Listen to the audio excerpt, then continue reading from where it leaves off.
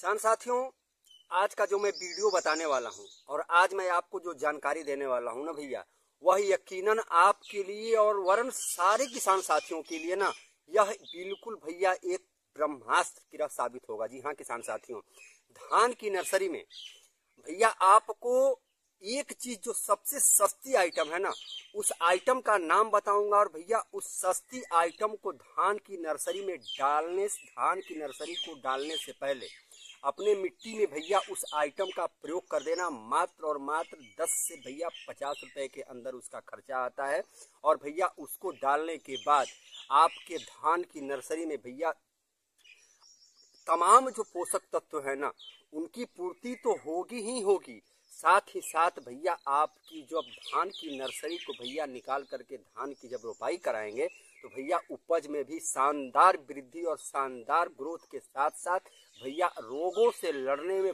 बहुत सक्षम और बहुत कारगर या साबित होने वाली आइटम होगी। जी हाँ किसान साथियों, नमस्कार, फिर से स्वागत है हमारे चैनल खेतीबाड़ी बाई सोनू पंडित में। आपका वही छोटा भाई छोटा दोस्त सोनू पंडित आपके अपने चैनल खेतीबाड़ी पे आपका बहुत बहुत स्वागत और मोस्ट वेलकम करता है। किसान साथियों, धान की नर्सरी डालने का अब समय शुरू हो चुका है। वैसे नियमतः हमारे अगर बिहार और यूपी की बात कर लें तो भैया मई 25 तारीख से क्या होता है कि धान की नर्सरी डालने की जो प्रक्रिया है हमारे यहाँ किसान साथी शुरू कर देते हैं, वरन हम भी धीरे धीरे शुरू कर देते हैं। लेकिन अब धान की नर्सरी डालने के बाद हमारे 90 से 95% किसान साथी रासायनिक दवाओं के ऊपर भागते हैं, रासायनिक खादों के ऊपर भागते हैं। वो भी भैया तमाम, जैसे कि नाइट्रोजन हो गया, डीएपी हो गया, एनपीके हो गया, फास्फोरस हो गया, पोटास हो गया, पोटेशियम हो गया, मैग्नीशियम हो गया, बोरोन हो गया, जिंक हो गया, ऐसे तमाम जो रासायनिक तत्व है भैया उनका प्रयोग करने के पीछे भागते हैं। जग जाहिर है, हालांकि सारे किसान लगभग यही काम करते हैं, हम भी यही काम करते हैं। लेकिन क्या आप जानते हैं कि जो भैया सरसों की मस्टर्ड खली है, यानी कि जो मस्टर्ड केक है, जो सरसों अगर आप ना जानते हो, नए किसान हो, तो आप जान ले कि जो सरसों की तेल निकालने के बाद जो उनका पदार्थ, जो उनका भैया जो मस्टर्ड ऑयल का जो निकलने के बाद जो खली निकलती है, उसी को हम क्या करते हैं भैया मस्टर्ड केक कहते हैं, यानी कि हम देसी भाषा में उसको सरसों की खली कहते हैं। किसान साथियों, आप ताज्जुब ना हो, हैरान ना हो, क्योंकि भैया आप अगर जानेंगे ना कि जो खली है सरसों की कितना कारगर है भैया हमारे तमाम फसलों के लिए। यही नहीं भैया, आपके धान के फसल के लिए तो है ही है, लेकिन भैया इसके साथ साथ आप बागवानी की फसल ले लो, आप फूलों की भैया पौधे ले लो, या आप सब्जियों की फसल ले लो, हर फसल के लिए, हर पौधे के लिए, हर खेती के लिए लगभग यह भैया कारगर सिद्ध है। यह कोई भैया बनी बनाई बात नहीं है। यकीनन भैया हम तो पिछले साल खूब प्रयोग किए हैं, धड़ल्ले से प्रयोग भी किए हैं और इसका फायदा भैया हमको पूर्ण रूप से देखने को भी मिला था। अब भैया धान की नर्सरी में डालने की प्रक्रिया क्या है, धान की नर्सरी में खली का प्रयोग करने के फायदे क्या हैं, कौन कौन से खादों की पूर्ति हो जाती है, कौन कौन से भैया पोषक तत्वों की पूर्ति हो जाती है, क्या क्या और इससे एक्स्ट्रा फायदे हैं, तमाम सारी जानकारियां आपको आज के वीडियो में मैं शेयर करूंगा और आपको विस्तृत रूप में बताऊंगा। चैनल पे नए हो तो आपसे हाथ जोड़ के रिक्वेस्ट है कि चैनल को आप सब्सक्राइब जरूर कर लें और किसान हित में एक कमेंट आप जरूर करना भैया कि आपको यह वीडियो कैसा लगा। और नए हो चैनल पे तो आप वीडियो को भैया दबा करके आप सब्सक्राइब करें और लाइक शेयर जरूर कर देना। तो चलिए हम विस्तृत रूप में जानकारी शेयर करते हैं किसान साथियों। भैया सबसे पहले आप यह जान लें कि धान की नर्सरी की आप तैयारी शुरू कर रहे हैं, यानी कि आप मई लास्ट वीक में धान की नर्सरी ना डालें, जून के स्टार्टिंग वीक में आप नर्सरी डालें, जून के बीच सप्ताह में आप नर्सरी डालें, या जून के लास्ट में आप नर्सरी डालें।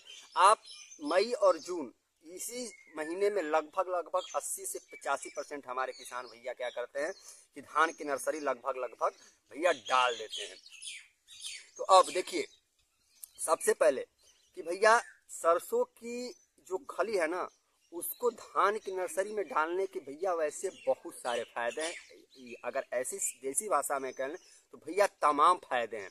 फायदे भैया उनमें क्या है, देखिए सबसे पहले नाइट्रोजन के भैया सरसों की खली में भैया आपको पहला काम है कि नाइट्रोजन भरपूर मात्रा में होता है, प्रचुर मात्रा में आपको भैया नाइट्रोजन यानी यूरिया का आपको भैया प्रयोग मिलेगा उसमें। और उसके साथ साथ फास्फोरस का पूर्ति आपको हो जाएगा, उसके साथ साथ भैया सल्फर की पूर्ति हो जाएगी, उसके साथ साथ बोरोन की पूर्ति होगी, मैग्नीशियम की पूर्ति होगी, जिंक की पूर्ति होगी, और उसके साथ साथ भैया जो अन्य पोषक तत्व होते हैं जो सूक्ष्म रूप में होते हैं वह भी सरसों के खली में यानी कि मस्टर्ड के में भैया होते हैं, छिपे होते हैं।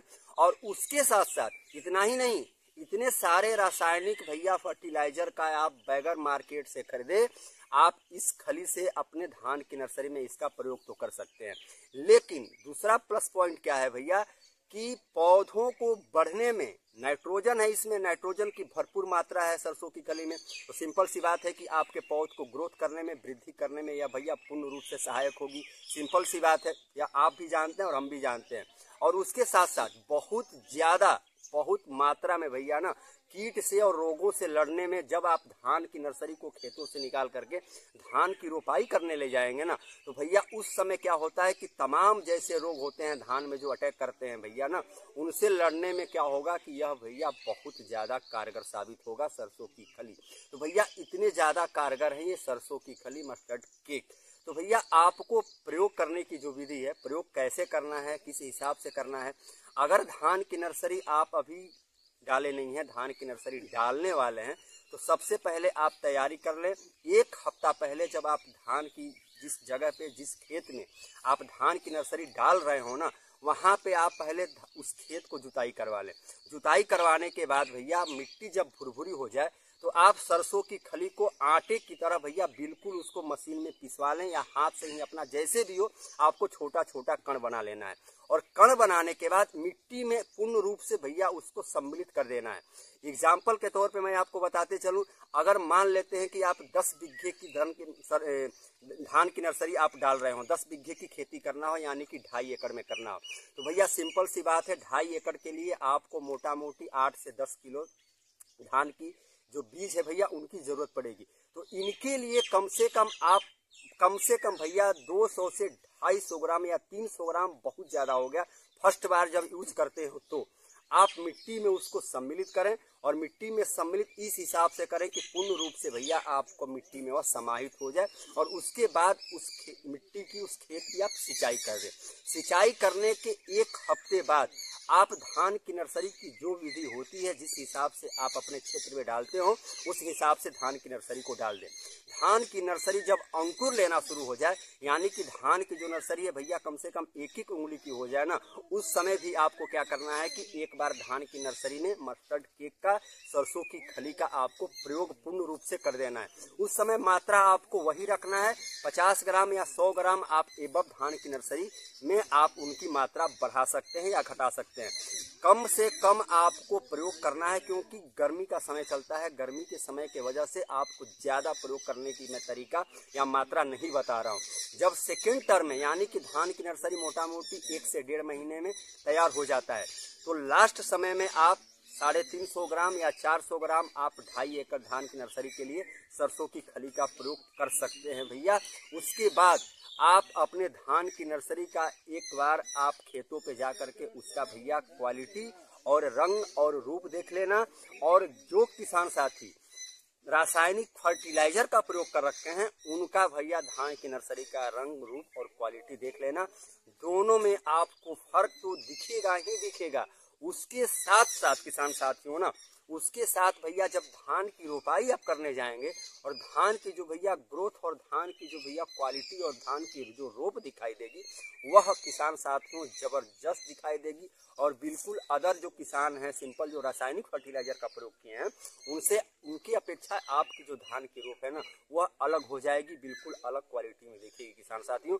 तो यह इतना भैया कारगर होता है सरसों की खली। सरसों की खली को आप हल्के में ना लें और मजाक में ना लें, क्योंकि हम खुद भैया इसका प्रयोग कर चुके हैं, एक बार नहीं वरन भैया सब्जी के फसल में, धान के फसल में, गेहूं के फसल में भैया हल्का बहुत भी कर लेते हैं।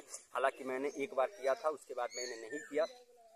लेकिन भैया सरसों की घली ना तमाम जैसे रासायनिक फर्टिलाइजर के साथ साथ पोषक तत्वों की यह पूर्ति करता है।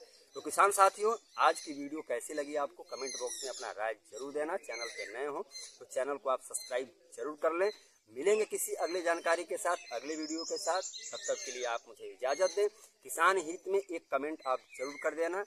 जय जवान जय किसान।